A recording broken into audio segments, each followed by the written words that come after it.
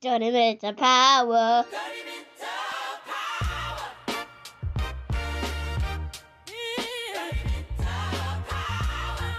Welcome back to Talk Your Book, episode 8, Edit with Empathy. I'm Jory O'Neill, and we are rounding out the end of this Talk Your Book podcast miniseries that is built inside of 30 Minutes of Power, TOP, your one-stop shop for all things encouraging, entertaining, and motivating. I know you missed that part, so I'm going ahead and throw that in there. So we're getting close to the end of this series, and by now you have a collection of voice notes. You have some structural ideas and maybe even a rough outline. But here's the question I get all the time. Jory, how do I turn all my messy voice notes into something that actually sounds like a book? Here's the answer. Edit with empathy. I know that sounds wild, weird. What most people get wrong about editing, they think editing means fixing. Every time my client gets to the editing portion, after we've worked and sculpted and transformed all of these messy voice notes into these amazing stories, amazing impact with, sometimes coaching notes inside embedded for the reader to really take action. We get to the editing stage and the dread on their faces. Because a lot of us, especially if we've been in traditional school, we believe that edit means fixing. We dread that red line. We dread that red marker.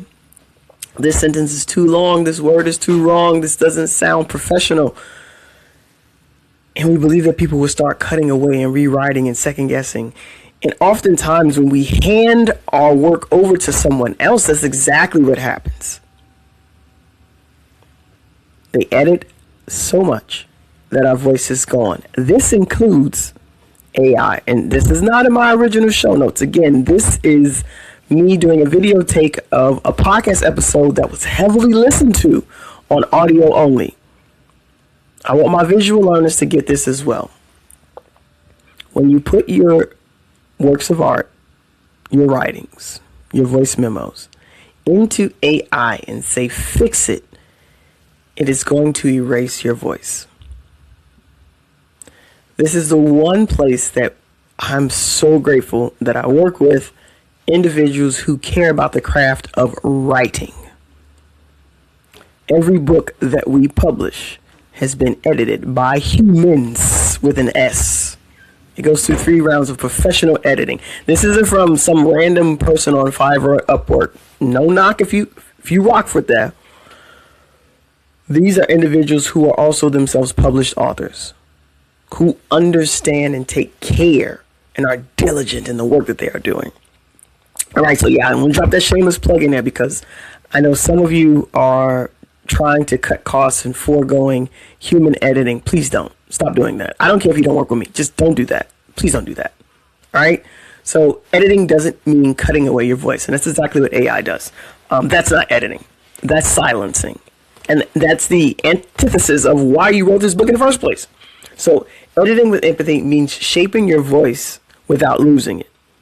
So I'm going to tell you a story. I was working with a client. Let's call her Lisa. She had recorded about 10 hours of voice notes. Beautiful content. Raw, honest, powerful. And when I transcribed it and I sent it back to her, she panicked. She said, Jory, I sound like a mess.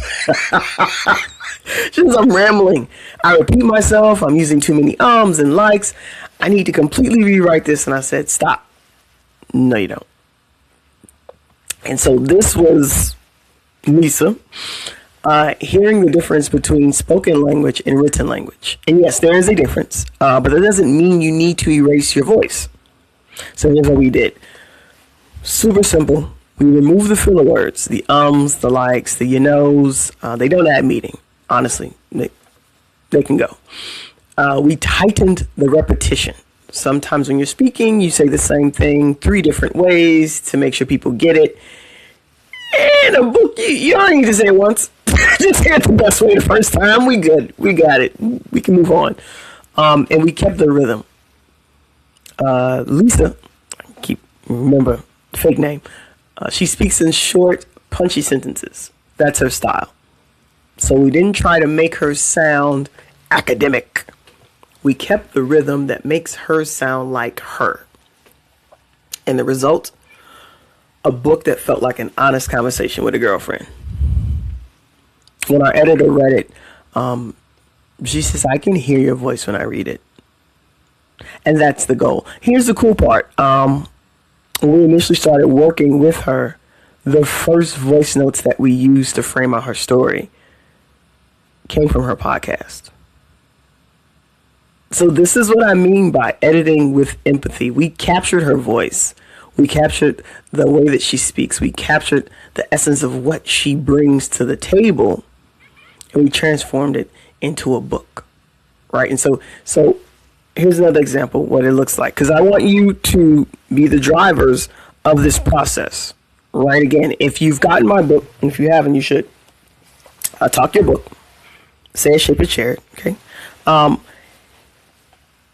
In this book, I break all of this down in minute detail, including giving you the tools that you can use to go ahead and do it. And here's the fun part. I went to an event in March, Rachel Rogers Mastermind, with a retreat. I sold this book to one of the mastermind members in March. She reached out to me at the end of May and said, I'm done. I'm thinking she's talking about she done with my book. She used my book and she wrote her manuscript. She's done. She's now ready to publish. I don't know if you can count. March to May is 2 months. She's been trying to write this book for a couple of years. Again, I'm just saying. So here's what editing with empathy looks like. In case you're not going to take me up on my offer and book a free consultation and you want to do it on your own. Here you go. Number one, you have to transcribe your voice notes, right? So you can use a tool like Descript, Otter. Sometimes even built-in transcriptions on your phone are pretty okay, right? But don't try to transcribe it manually. That is a waste of time. The whole purpose of this is so that we can move faster. So we don't use AI to edit. We use it to transcribe, okay? So AI is not the enemy. He just doesn't get to come to the party when it comes to creating our story. Okay, so second thing, edit with empathy. We transcribe it. And then after we have this transcription, we have to read it out loud. That's the key. When you read your transcript out loud, you'll immediately hear what works and what doesn't. I did a podcast, again, the first 5 episodes. Yeah, I wanted to show you guys my book that I'm talking about. History of Telling Us a Story. This is the second edition. Second edition is my book. This is the second edition of this book. The first one I wrote about 5 years ago. I got it from 6 episodes of a podcast. I did a Bible study, which turned into a podcast, which turned into transcription voice notes, which turned into my first book. And so this is the second edition. Same stories, it's much better. This much better. If you have the original, you get this one, you won't be upset. But I took the transcriptions from those podcast episodes, and I was like, whoa, whoa. Yeah, no. So editing with empathy, right? And empathy towards yourself too. So after you read it out loud, you find out very quickly what works and what doesn't work. And you can feel the sentences that feel clunky when you say it, right? Rewrite it. And if it flows naturally, just keep it. Highlight what feels alive. That's step 3. If there are certain phrases that you normally use, certain things that you normally say, and to you, you're not even thinking about it, you're just talking. When you read it back, you're like, oh, wow, that hits. Highlight that. Highlight that. Go through the transcript and highlight the sentences that make you feel something. Those are the ones that are true. Those sentences that hit, pull those out. You work with your formatter. Those can be kind of like the pull-out quotes or the pull-out scriptures or the pull-out phrases that you can either put as a standalone on the other page, or you can put it in the index or the indent of another side, right? So just cool things that you can do, on your way to creating your book. But if you highlight them as you're reading it, as you're creating it, it'll make that process a lot easier on the back end. All right. So we got the first 3 steps. All right. So first 3 steps, we're going to transcribe the voice notes. We're going to read it out loud. We're going to highlight what feels alive. And then 4, this is super important, we're going to let go of what feels forced. I know. If you're reading a section of your own transcription and you get to a part and you feel like, man, I was trying a little too hard here, delete it. You don't need it. If it feels forced to you, how do you think your reader's going to feel when they get it? Right? We don't want that. So let go of what feels forced. And number 5, we have to keep the fire. So the whole point of using your voice, right, is to keep your energy, your passion, your personality. If editing makes you sound like a robot, then you, my friend, have gone way too far. The purpose of me even doing this video, I told you I've done this. I did this already. I did this audio already. Months ago, I did it. I published it. It's there in the universe. Why am I here again? Because there's something about, I don't know, being with you all like this that is missed in audio alone. And I get that now. I get that. I didn't want to hear it. Shout out to all the amazing executive assistants out there in the universe. Mine's is getting me right. So if you read something back and you sound like a robot, you've already stripped away your voice. Let's keep you there. Okay? So and here's what I want you to understand. Editing is not erasing. Again, it is sculpting. So even though we're going to remove the things that feel forced and don't feel natural, it is not to erase. It is to sculpt. You are not trying to become a different writer. You're trying to become the clearest version of yourself. You work with any speech coach. You work with any individual who works with people who communicate. This is the best and easiest way for you to communicate your message, your story, your framework, your methodology. Like, this is the best way to do it. In a book. Right? So think of it like your raw voice note is marble. All right? Editing is the process of chipping away everything that's not the statue. Your voice, your story, they create this masterpiece, this absolute work of art. So you're not adding something that wasn't there. You're revealing what always was. Okay? And so, listen, we've been playing this prompt game. Here's your prompt, episode 8. Here we go. I want you to go ahead and transcribe one of your voice notes. You've got tons of them by now. Highlight what feels alive. Let go of what feels forced. Keep the fire. Keep the rhythm. Don't judge it. Don't compare it to other books that you've read. Just ask yourself, does this sound like me? And if the answer is yes, then you're done. Okay, now, if you are thinking, man, there's a lot of work. Well, that's what they call me for. So if you are a person who said, I want to write a book, and that one day of writing the book never comes, I am the person that they call to fix that problem.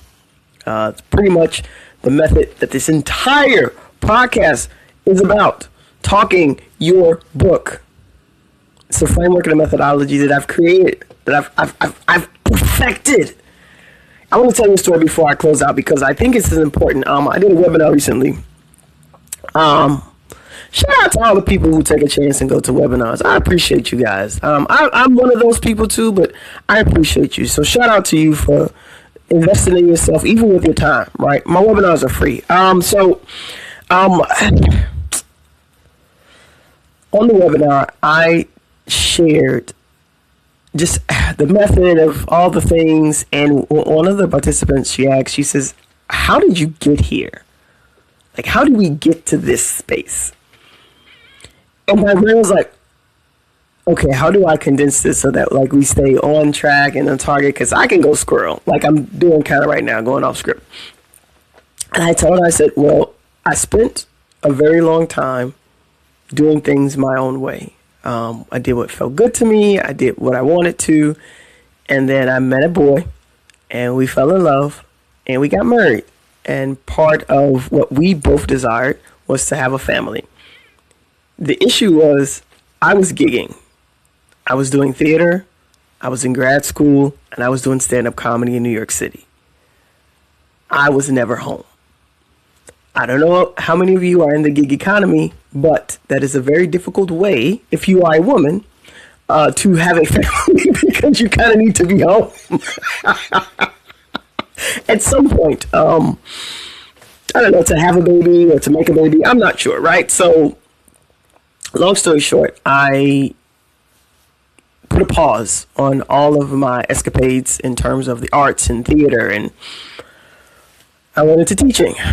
And so I was like, I'm a writer already. I understand how to explain things. I had been coaching, doing sports coaching since like 2002-ish, right? So sports coaching. Then I started like coaching other teachers in physical education. My master's is in exercise science.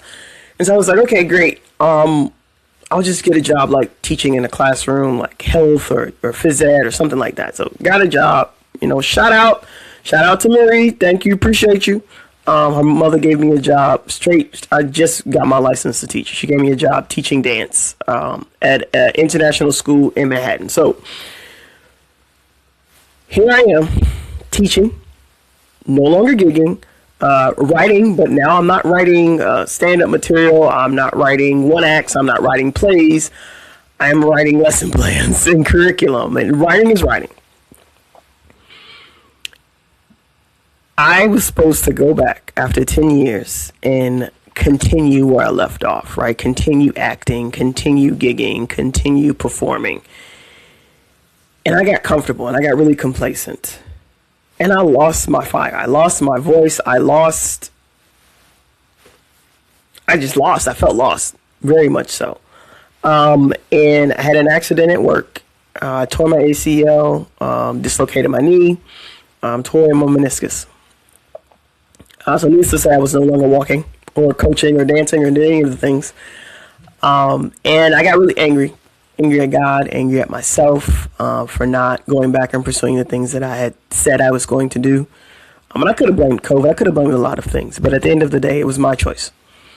And so I remember sitting in my room in the dark and feeling super sorry for myself, feeling like, why me, God? Like, I do the right things. I obey you. Like, I share my hope and my joy of you with others. Like, I'm a teacher, like I'm shaping America's future.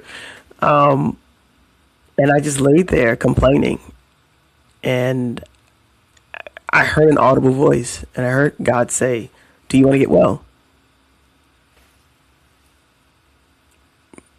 Well, first off, I didn't know I was sick. Like, I want to get well.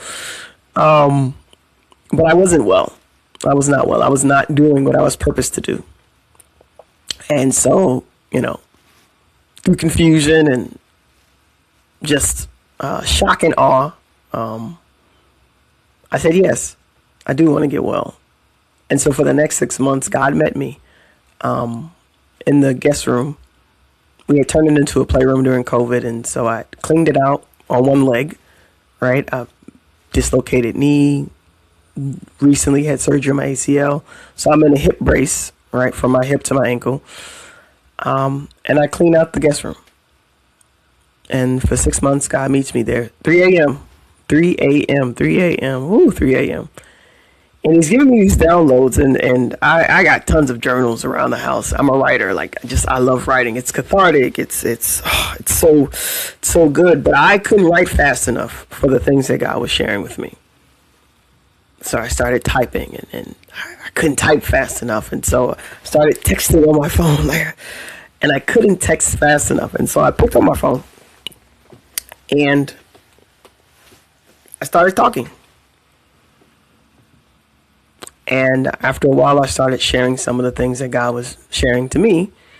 I'd have conversations with people. I'd be in different rooms, Clubhouse, on webinars, and someone would say something and it would spark something that God gave me, and I would share it. And after a while, people were like, hey, like, where can I go listen to more of your stuff? I had no YouTube channel. I didn't have no I didn't have nothing.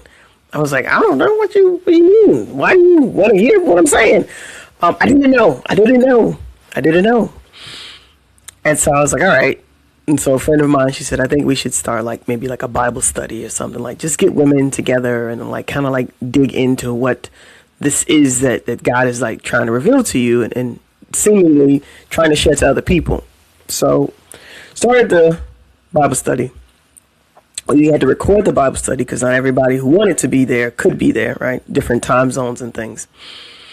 So then my friend was like, why don't we just take the recordings and turn it into a podcast? And I was like, but then people are going to hear it. People who aren't here on the Zoom are going to hear it. Do you want to do it? And so this was me getting brave enough to capture back my voice, brave enough to share my voice, brave enough to believe that I had something of value to say. And I'm saying this in a video to you now, 5 years on the other side of that, talking directly to camera, no makeup, no filters. This is me. When I came to the realization that I had stifled my voice and that this was God basically pushing the reset button and saying, you've always been worthy of sharing what I put in your heart. You've always been worthy of being you. You've always been worthy. You're just now catching up to that fact. It set me free.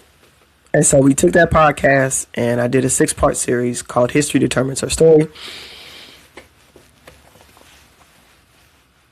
This was both from that Bible study, which came from a place of pain, which came from a place of desperation and isolation. And this is what I'm learning about God. When he wants to elevate you, he will first separate you. And so alone in my home for 3 months between December and February, while I was healing from surgery, God met me. And he started to sculpt me. Very similarly to the way that you're going to do your voice memos. So I wanted you to understand that backstory because after that first book, I was asked to speak on stages. From that first stage, the first stage I took, I landed my first book coaching client. She shared with her friend, then I landed 3. Then we got to 6. Then I started a group coaching program. I want you to see how this one act of obedience of waking up at 3 in the morning, how it transformed everything else. Now, I'm not saying you got to wake up at 3 in the morning to find success. But there's something on the other side of your obedience that you're missing out on. Why am I here? Because I'm being obedient. I could have kept it at audio, but that was a version of me hiding. There was a version of me who refused to show up fully, authentically. At some point between that 5 years of God working and dealing with me, and now I had gotten comfortable again. I had gotten lax. Like, oh, I'm okay being the brain behind the business. I'm okay being the strategist. I'm okay being the ghostwriter behind the book, being the publisher. And God's like, yeah, I received that. That's cool, but like, that's not what I called you to. You're the mouth. You're the voice. I need you to speak. I need you to go out. I need you to set my people free. There is someone on the other side of your book who will never get to the place that they've been predestined to until you open your mouth. Let's say that again. There is someone on the other side of your book who is waiting to be set free and never will until you obey. Ask me how I know. Ask me how I know. Jamie Kern Lima her book Worthy rocked me. That book set me free. I still say those affirmations to this day. So every time I write my book, my thought is, what can I impart to the person who's reading this thing? What can I leave them with that will serve them past the ending of this book? That will serve them for 5 years later down the road? What can I put in this book that's going to help change their lives for forever? So this is episode 8. This is a longer one. As I said, I was going to, you're trying to go on a tangent, try to keep it straight. But I wanted to share that. The webinar was it was not well attended. I'll be honest with you. I'm not going to come up here and be like, oh, there's so many people there. No, I did a very bad job of promoting it.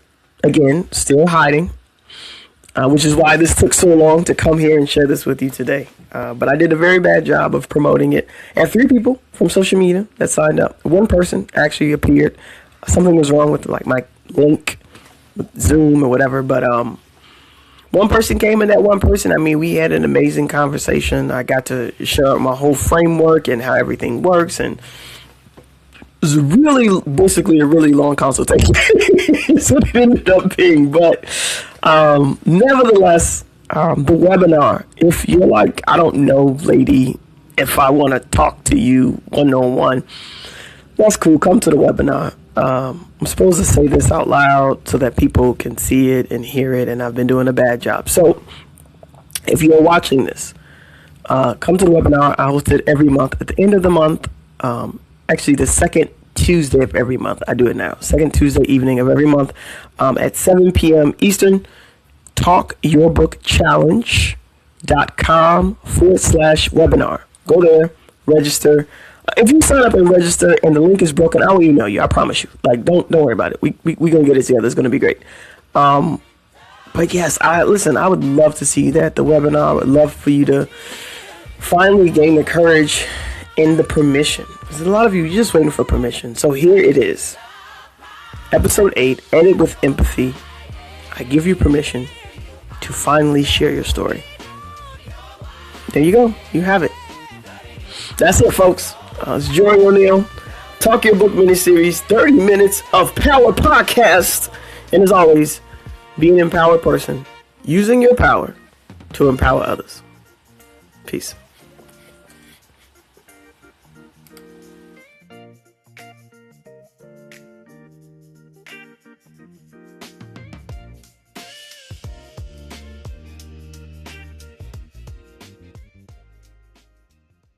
Johnny minutes of power.